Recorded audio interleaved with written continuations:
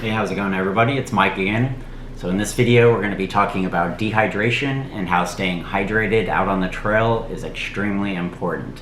So on my last hike, I did 25 miles. It took 11 hours and I only had a little over 2.5 liters of water with me, which was not enough.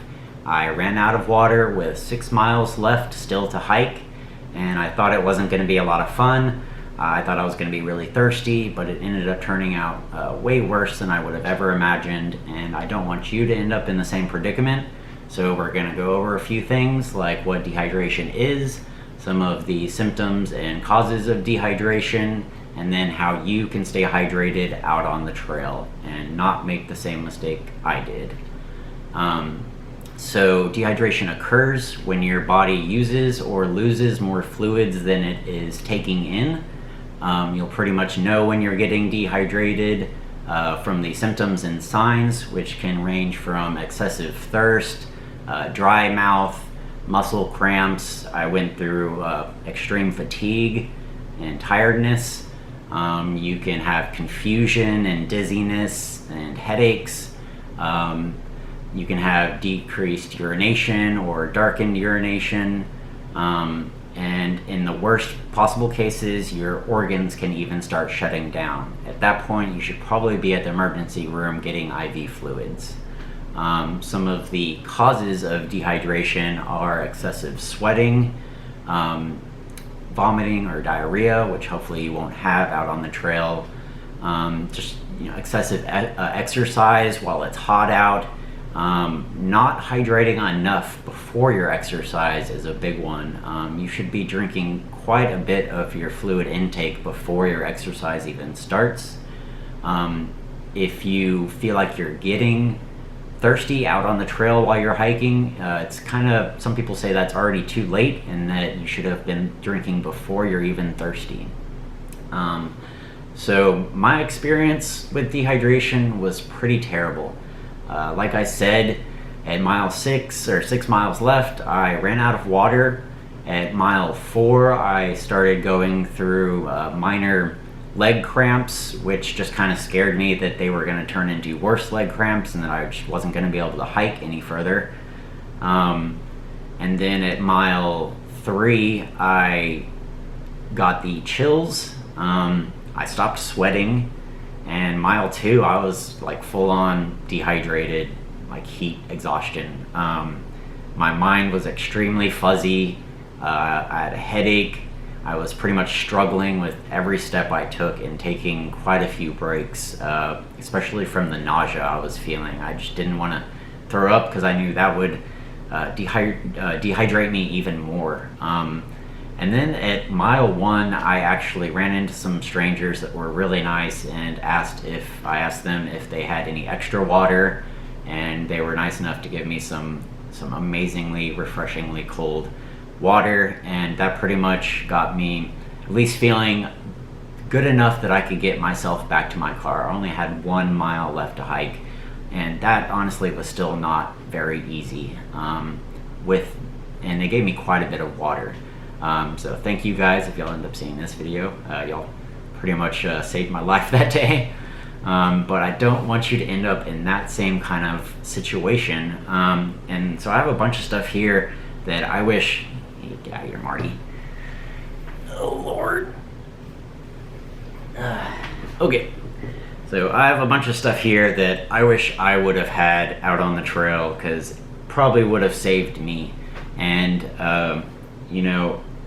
like I said, I had a little over 2.5 liters of water, but what people don't tell you is water can actually deplete your electrolytes, which is another really important thing about staying hydrated.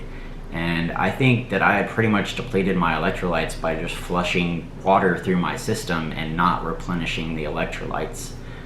So yes, drinking water is extremely, extremely important, but having some kind of electrolyte replacement is almost just as important. So I wish I would have had something like a Gatorade with me, some kind of sports drink that has electrolytes in it. Another good one is like Body Armor. There's a bunch of them out there. But even, just taking a Gatorade and mixing it, half and half with water, can keep you really well hydrated and replenish those electrolytes that you need. That'll keep you from, getting muscle cramps. Pretty much electrolytes are used in every major function in your body. It actually helps you absorb water. It's used for circulation, respiration, keeps your blood pressure lower, and so they're also extremely important. Another thing I really like to take is something like this. This is a electrolyte pill, electrolyte supplement. It's got all your electrolytes in it, which I should mention are sodium, potassium, magnesium are your main ones. And so this one has all of those. Did I get them all? Yeah. And so that one I usually take like 1 or 2 before a hike. You can take like 1 an hour, which is pretty crazy. But I could have done that and it probably would have helped quite a bit. And then I also take a few like after a hike, and that'll keep me from getting cramps later that day and just keep soreness overall down. A lot of people like these little like noon tablets or electrolyte tablets that you can drop into water. They're kind of fizzy and fun. But really what I wish I just would have had with me out on the trail was one of my filters, one of my water filters. If I just had my life straw I could have drank at Crockett Garden Falls, because I was out at Lake Georgetown on San Gabriel River Trail. So there's plenty of water out there. I just needed a water filter to filter it.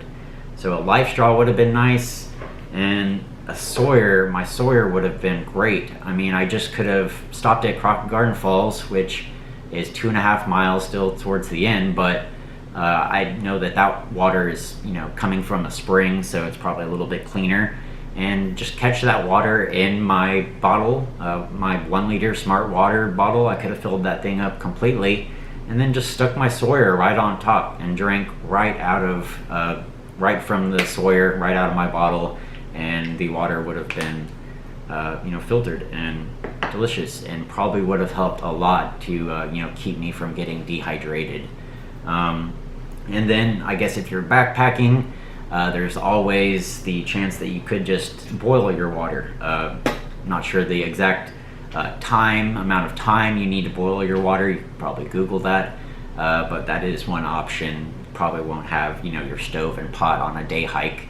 But yeah, if I just would have had any of these things with me while I was out there, that would have helped. And I guess that also kind of brings me to how much water you should have on you, how much you should be drinking, how much you should carry for the amount of distance that you're hiking. And like I said, I did 25 miles with 2.5 liters of water, and really I should have had more, about 4 or 5 liters of water, especially because I was out there for so long. And I think that was mainly because I was shooting video for my other YouTube videos. But I would say for every 4 or 5 miles that you hike, you should have a liter of water. And now that's going to be a little bit different for everyone. Some people may need more, or some people may need less.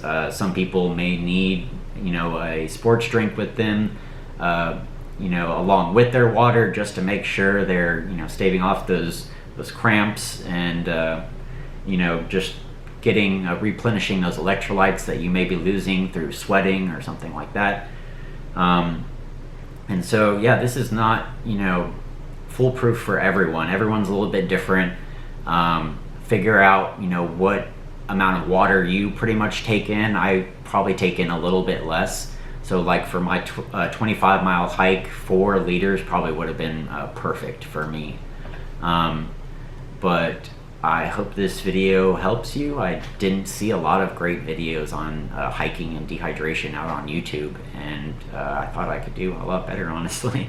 And I think this kind of information needs to be out there. I think, I never thought that this would happen to me. I've probably hiked almost close to 1,000 miles or over 1,000 miles and never really had issues with dehydration. I feel like I manage it pretty well, doing a lot of these things before I get out on the trail, before I even start hiking. Like I'll drink a Gatorade before I get out there, I'll take a couple electrolyte pills, and drink, half a liter or a liter of water before I even hit the trail.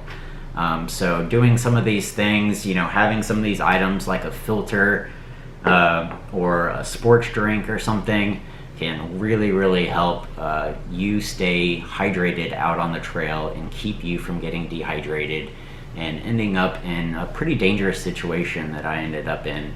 And I feel a little bit stupid to end up in that kind of situation with what we're going through right now with coronavirus. But everyone makes mistakes, and the best way to learn from your mistakes is just get out there and make them. Unfortunately, that's the only way you're going to learn.